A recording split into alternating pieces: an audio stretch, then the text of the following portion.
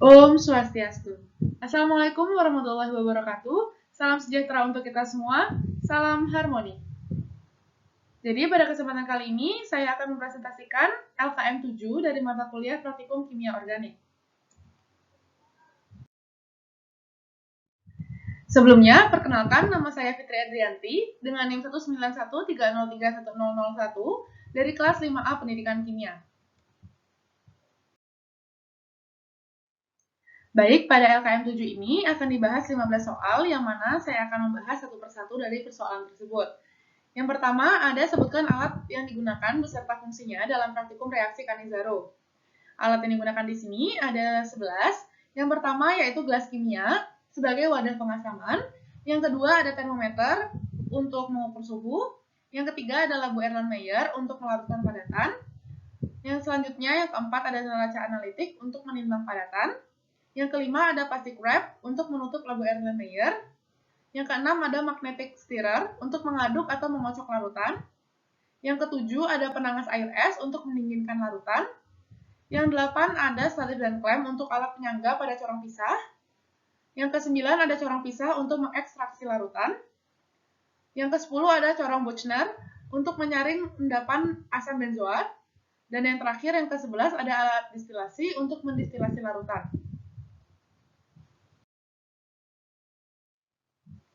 Selanjutnya, soal yang kedua yaitu sebutkan bahan yang digunakan beserta fungsinya dalam percobaan. Bahan yang pertama itu ada padatan KOH sebagai katalis basa. Yang kedua ada air sebagai pelarut polar. Yang ketiga ada benzaldehida. Yang keempat ada ether sebagai pengekstrak. Yang kelima ada HCl encer untuk mengendapkan ion benzoat menjadi asam benzoat. Yang keenam ada natrium bisulfit jenuh atau Na bisulfit jenuh untuk mencuci lapisan ether. Dan yang terakhir, yang ketujuh ada zat anhidrat untuk menghilangkan kandungan air pada lapisan ether.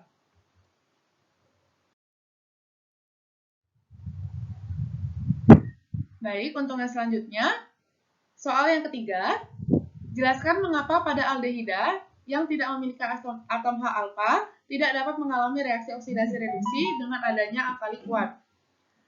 Jadi dalam keadaan ini, aldehida sebagian direduksi menjadi alkohol yang sesuai dengan aldehidanya, dan sebagian dioksidasi menjadi asam karboksilat yang sesuai dengan aldehidanya. Aldehida aromatik biasanya mengalami reaksi Cannizzaro dengan baik, tetapi dapat juga dialami oleh formaldehida dan asetaldehida tersubstitusi.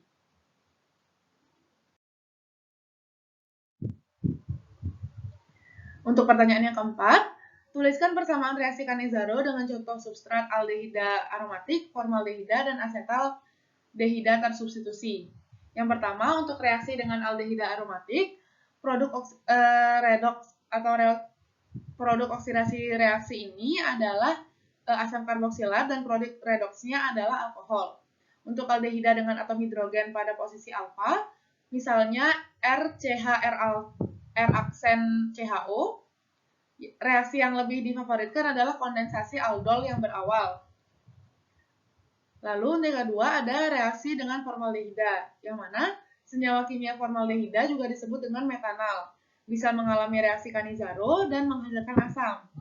Dalam keberadaan katalis basa, formaldehida bisa mengalami reaksi Cannizzaro dan menghasilkan asam format dan metanol.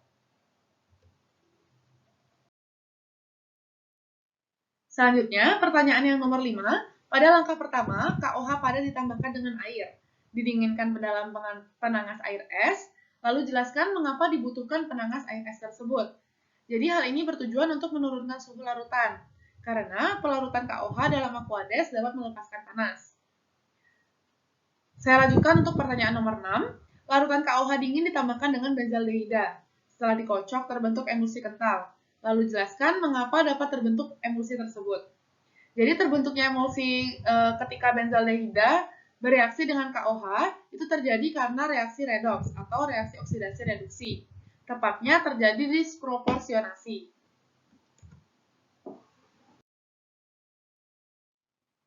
Selanjutnya, pertanyaan nomor 7. Apa yang terekstraksi pada ether dalam percobaan ini? Dan jelaskan apa ukuran percobaan reaksi Cannizzaro ini dapat dihitung berhasil. Jadi yang terekstraksi pada ether pada percobaan ini adalah emulsi. Ketika ekstraksi pertama dan kedua dilakukan, akan dihasilkan benzil alkohol. Setelah itu, ekstrak pertama dan kedua dicampurkan, lalu dihasilkan asam benzoat dengan penambahan HCl encer. Ukuran keberhasilan percobaan ini adalah ketika lapisan ether yang didestilasi maka akan mendapatkan benzil alkohol secara murni, dan didapatkannya asam benzoat murni dari proses rekristalisasi dengan melarutkan asam benzoat dalam air panas dan memanaskannya.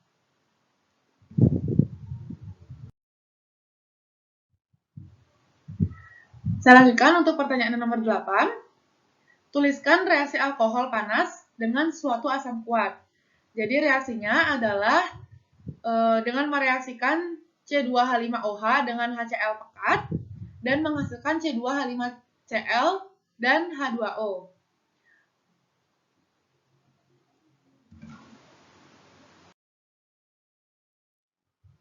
Selanjutnya, pertanyaan nomor 9. Jelaskan mengapa alkohol tersier dalam reaksi dengan asam kuat lebih stabil. Jadi, alkohol tersier dalam suasana asam dan basa tidak dapat dioksidasi.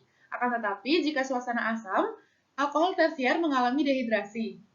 Dan kemudian alkenanya yang teroksidasi. Alkohol pada umumnya mengalami reaksi eliminasi jika dipanaskan dengan katalis asam kuat, yaitu H2SO4 atau H3PO4, sebagai sumber protonasi terhadap atom oksigen pada alkohol untuk menghasilkan alkena dan air. Katalis asam berfungsi untuk memprotonasi gugus OH sehingga menjadi gugus lepas yang baik, yaitu H2O. Dengan lepasnya gugus H2O, dihasilkan karbokation yang kemudian melepaskan proton untuk menghasilkan alkena.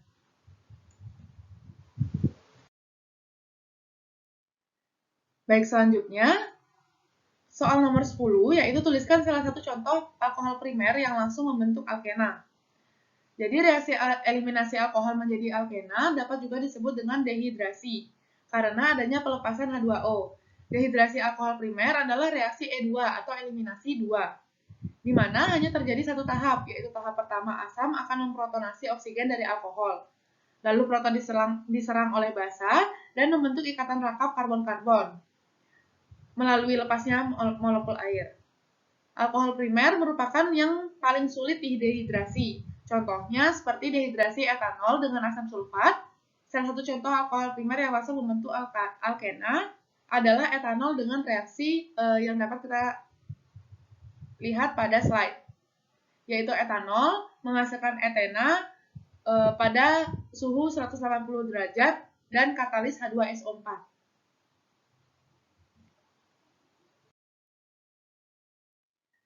Selanjutnya, untuk soal nomor 11. Tuliskan reaksi 1-pentanol dengan HCl atau suatu nukleofilik membentuk suatu produk yang tersubstitusi.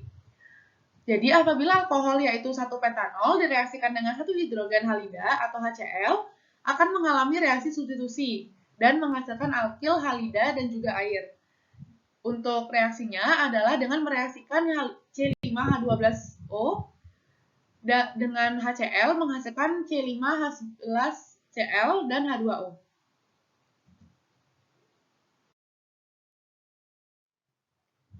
Baik, saya lanjutkan untuk pertanyaan nomor 12. Jelaskan apa yang terjadi bila campuran antara 10 gram sikloheksanol dengan 5 ml asam fosfat 85%. Jadi reaksi yang terjadi pada campuran sikloheksanol dan asam fosfat serta dipanaskan agar reaksi yang terjadi lebih cepat dan sempurna. Dalam reaksinya terjadi pengurangan proton dari karbon beta dan pengusiran OH- dari karbon alfa, serta pembentukan ikatan rangkap. Dengan reaksi atau mekanisme reaksi dapat kita lihat pada slide.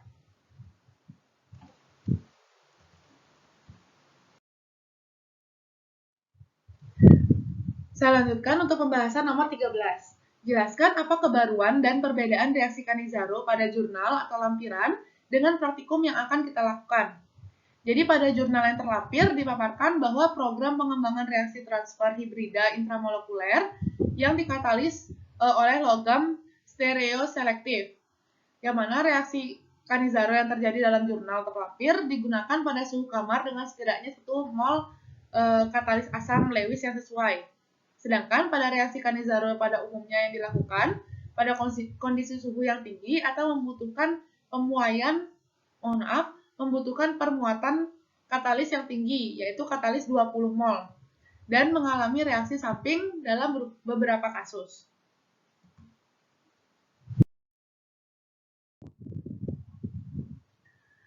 Selanjutnya, nomor 14. Sebutkan bahan, alat, dan langkah-langkah serta pengujian hasil yang menentukan bahwa reaksi itu berhasil. Pada jurnal yang berjudul Catalytic Oxidation of Cyclohexane to Cyclohexanol and Cyclohexanone over CO3O4 nanocrystals with molecular oxygen. Jurnal terlampir.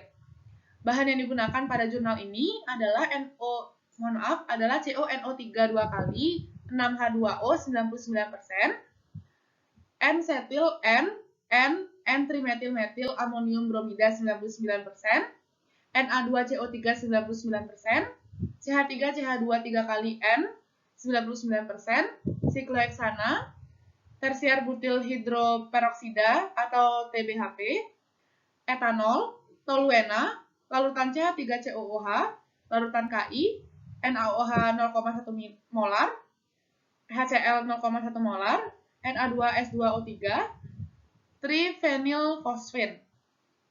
Alat yang digunakan adalah labu alas bulat 1000 ml, gelas beker, labu Erlenmeyer, statif dan klem, pipet tetes, alat pengaduk magnet, kertas saring, spektroskopi inframerah, transformasi Fourier atau FTIR, mikroskop elektron transmisi atau TEM, reaktor autoclave atau 100 ml, dan kromatografi gas Agilent 4890D.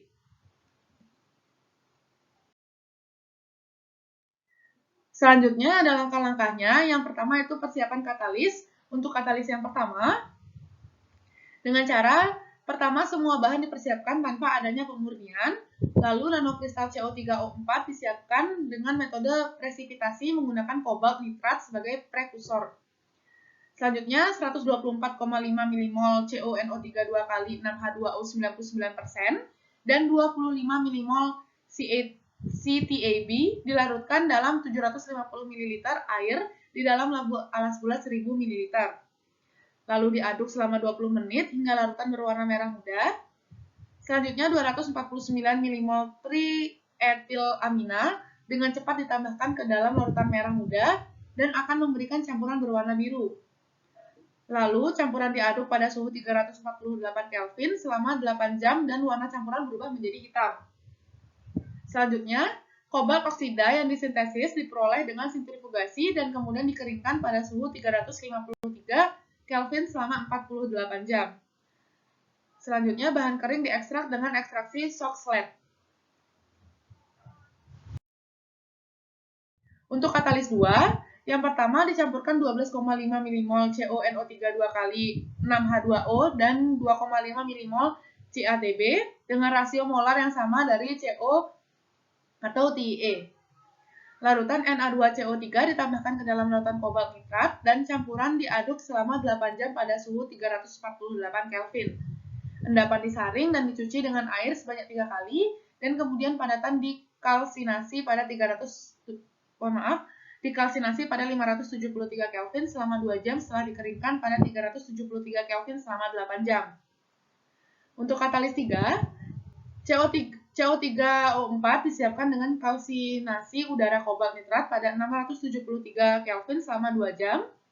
Selanjutnya setelah impregnasi selama 48 jam, bahan dikeringkan pada 393 Kelvin semalaman dan dikalsinasi pada suhu 673 Kelvin selama 2 jam. Yang mana analisis XRD menunjukkan oksida kobalt berada di struktur kubik CO3O4. Selanjutnya untuk karakterisasi katalis, yang pertama pola difraksi sinar X atau XRD direkam pada instrumen PA Analytical Expert Pro dengan CuKa sebesar 0,154 nanometer.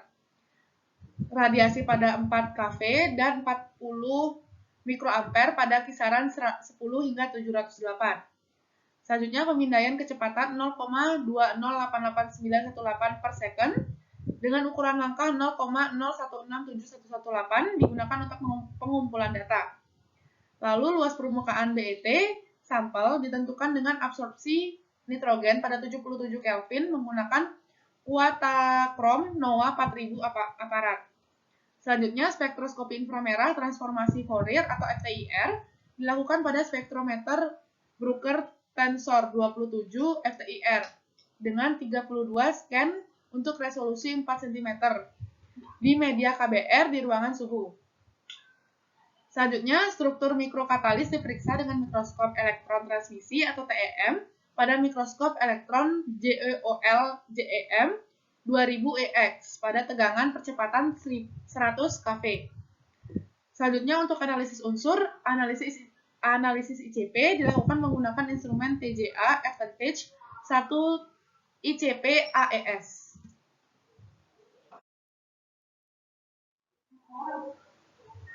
Selanjutnya, untuk uji katalis, yang pertama, oksidasi fase cair sikloheksanan dilakukan dalam reaktor autoclave 100 ml dengan sisipan teflon di dalamnya.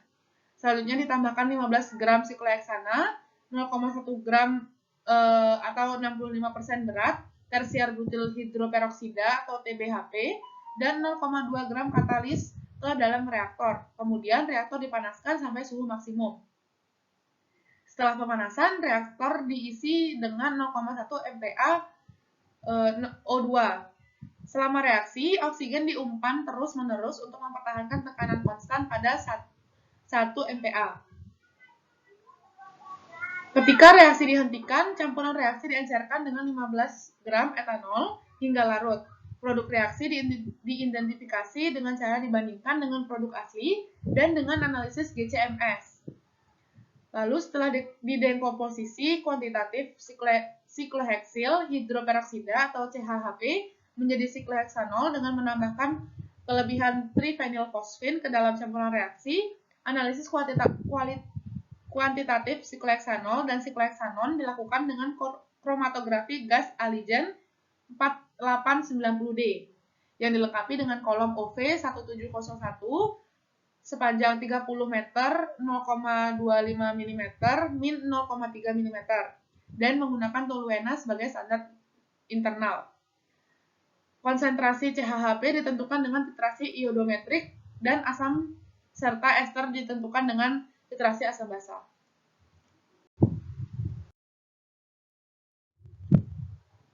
Nanokristal CO3O4 dengan ukuran partikel rata-rata 30 dan 50 ml berhasil disintesis menggunakan kobalt nitrat sebagai prekursor.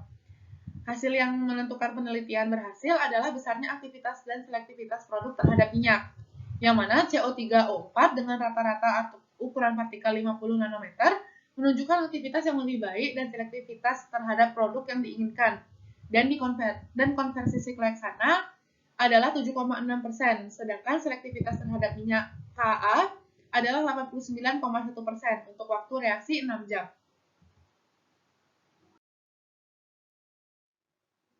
Selanjutnya, untuk soal nomor 15, jelaskan apa makna kedua data, apa informasi yang bisa diperoleh dari data berikut pada slide. Untuk gambar yang pertama atau yang sebelah kiri, luas permukaan BET katalis 1-3 adalah 21, 57, dan 79 meter kuadrat per G. Masing-masing gambar 1 merangkum pola-pola XRD dari katalis yang dikalsinasi dan yang dibuat dengan metode ini, dan perbandingannya dengan yang dibuat dengan metode konvensional. Di dalam puncak-puncak ini, 8 puncak di 3688, 6538, 5948, 3138, 4488, 1898, 3858, dan 5578. Di dalam urutan penurunan ketinggian puncak dari 3 sampel yang ditugaskan ke struktur kubik CO3O4 dengan FD3M. Grup ruang dibandingkan dengan file data JCPDS 43003 yang memberikan 8 puncak pada 3688, 6528, 5938, 3138, 4488, 1908, 3858, dan 5578 dalam urutan penurunan ketinggian puncak. Untuk gambar 2, menunjukkan spektrum FTIR katalis 1 setelah dikalsinasi atau jejak A, dan spektrum katalis 1 yang disintesis sebelum atau trace C dan setelah atau trace B. Ekstraksi stabilisator.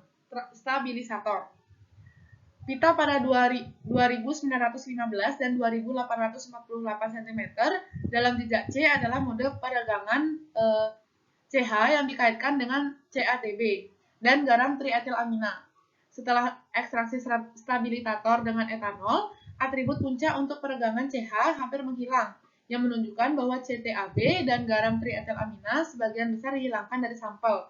Dua pita adalah 668 dan 579 cm, yang dapat ditugaskan untuk getaran COO, karena CO3O4 seperti yang ditunjukkan bahwa CO3O4 terbentuk dalam proses penuaan. Baik, sekian presentasi saya terhadap LKM 7 pada mata kuliah Praktikum Kimia Organik. Mohon maaf apabila pada penyampaian materi terdapat kesalahan kata, baik yang disengaja maupun tidak disengaja. Saya tutup dengan Parama Santi. Om Santi Santi Santi Om. Wassalamualaikum warahmatullahi wabarakatuh. Salam harmoni.